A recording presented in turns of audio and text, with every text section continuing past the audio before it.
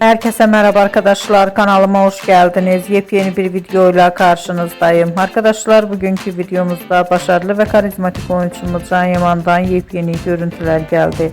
Ben de bu görüntüleri sizler için YouTube kanalımda video halinde sunuyorum arkadaşlar.